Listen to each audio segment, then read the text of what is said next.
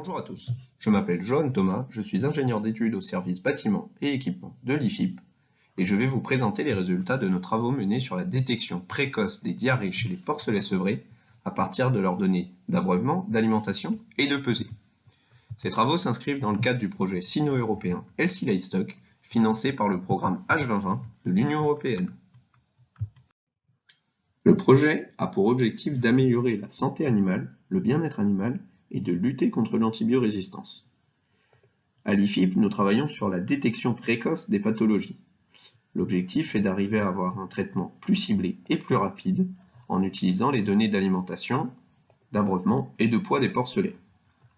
Évidemment, cette solution n'est pas la seule et elle s'inscrit dans un groupe de solutions avec notamment la vaccination ou le travail sur la biosécurité. Dans le cadre de cet essai, 15 bandes de 102 porcelets chacune étaient suivies.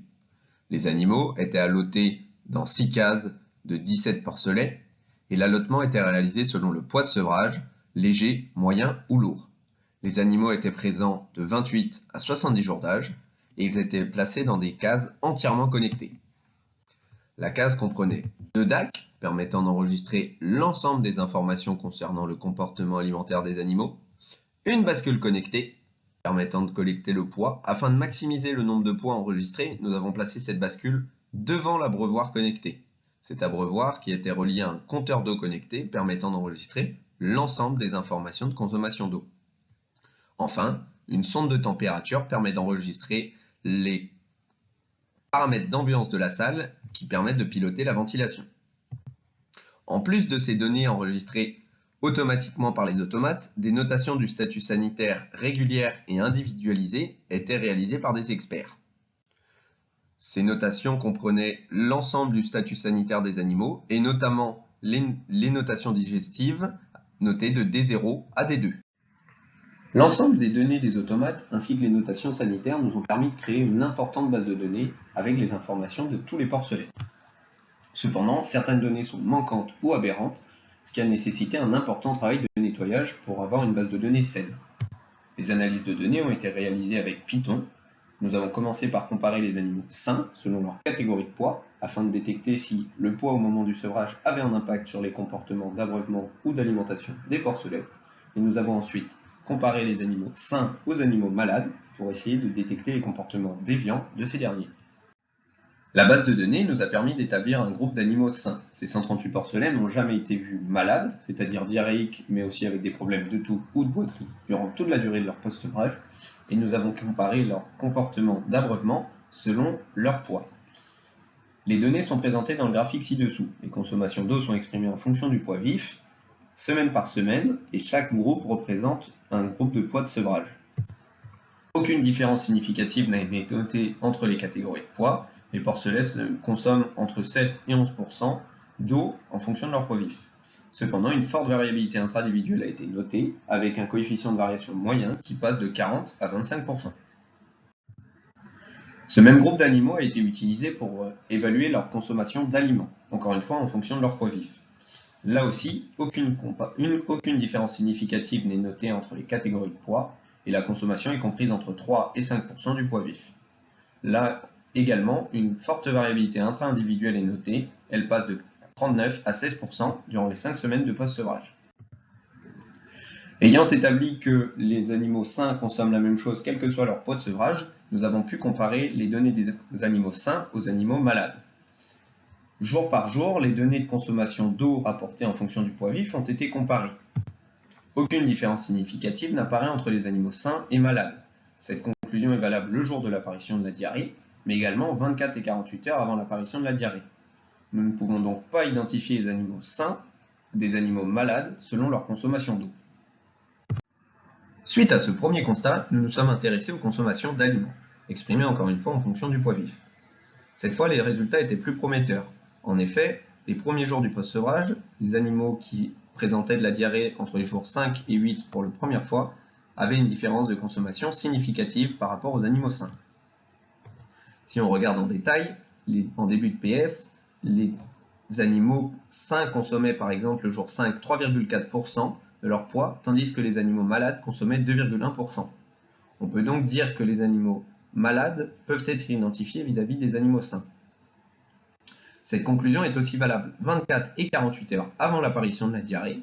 Et il est important de noter que la conclusion est facilitée pour les premiers jours de post-sevrage avec des effectifs plus importants. Plus nous avançons dans le post-sevrage, moins des animaux malades ont été détectés. Suite à ces premières approches en statistique standard, nous avons testé des nouvelles méthodes. En effet, les puissances de calcul de nos ordinateurs nous permettent aujourd'hui d'avoir des méthodes de machine learning facilement accessibles et nous avons décidé de les tester dans cet essai. Cependant, ces méthodes de machine learning, qui croisent un nombre important de données, nécessitent une bonne préparation des données. Pour garder la notion de temporalité et d'évolution des consommations et des comportements des porcelets, nous avons créé de nouvelles variables. Un cumul de données a été créé, permettant d'avoir l'historique de consommation d'eau et d'aliments des porcelets, c'est-à-dire que nous cumulons l'ensemble de ces consommations journalières depuis son sevrage. Nous avons également réalisé des moyennes mobiles, c'est-à-dire que les données des 2, 3 ou 4 jours sont moyennées et sont affectées au jour même, ce qui permet d'avoir un historique sur les quelques jours autour de la donnée de consommation réelle. Enfin, toutes ces données sont encore une fois exprimées en fonction du poids vif pour ne pas perturber le modèle avec le poids des animaux. Une fois ces nouvelles données créées, nous avons sélectionné 7 méthodes de machine learning différentes permettant d'avoir des approches qui vont de la classification aux méthodes de random forest. Ces analyses de données sont réalisées via Python dans Jupyter et les méthodes de machine learning proviennent du package scikit-learn. Durant cette phase de machine learning, nous avons pu tester 7 méthodes différentes dont les résultats de sensibilité et de spécificité sont présentés dans le tableau ci-dessous.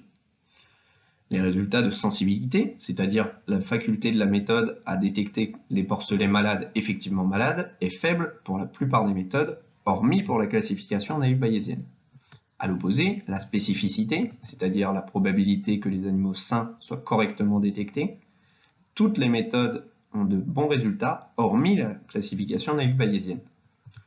Il est important d'avoir un bon couple spécificité-sensibilité pour émettre des alertes pertinentes, qui ne ratent pas les animaux malades et qui n'émettent pas de fausses alertes qui viendraient perturber l'éleveur et le déconnecteraient de l'outil. Les résultats sont trop faibles pour être exploitables, et plusieurs points peuvent expliquer ces résultats. Premier point, notre base de données est trop déséquilibrée, c'est-à-dire que les animaux sains sont surreprésentés, et donc la sous-représentation des animaux malades complexifie le travail de discrimination de ces derniers dans notre base de données. Ensuite, nous l'avons vu précédemment, au sein même des animaux sains, il y a trop de variabilité intra-individuelle, et les consommations d'eau et d'aliments sont complexes à discriminer des animaux malades pour les méthodes de machine learning. À la suite de notre essai, nous pouvons conclure sur différents points concernant les comportements d'abreuvement et d'alimentation des porcelets. Tout d'abord, les consommations en fonction du poids vif sont comparables quelle que soit la catégorie de poids, c'est-à-dire que les animaux sains consomment sensiblement la même chose en eau et en aliments, en fonction de leur poids vif évidemment, mais quel que soit leur poids de sevrage.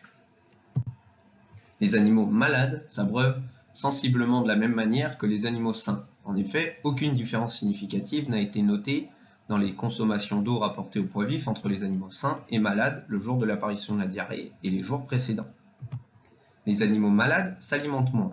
Nous avons en effet observé que le jour de l'apparition de la diarrhée, les animaux malades avaient une consommation d'eau rapportée au poids vif, d'aliments rapportés au poids vif, inférieure aux animaux sains. Cette conclusion est aussi valable à J-1 et J-2, ce qui est extrêmement prometteur quant à la détection précoce de l'apparition de cette diarrhée. Les résultats des méthodes de machine learning que nous avons testées sont aujourd'hui insatisfaisants. En effet, les méthodes de machine learning ayant des bases de données avec trop d'animaux sains ne permettent pas de discriminer les animaux sains des animaux malades. Cependant, de nouvelles pistes sont à explorer. Nous allons notamment inclure les données de localisation des porcelets dans la case et également des nouvelles variables de comportement d'abreuvement et d'alimentation pour essayer d'identifier les comportements déviants correspondant à des problèmes de diarrhée. Merci de votre attention et je suis là pour répondre à vos questions.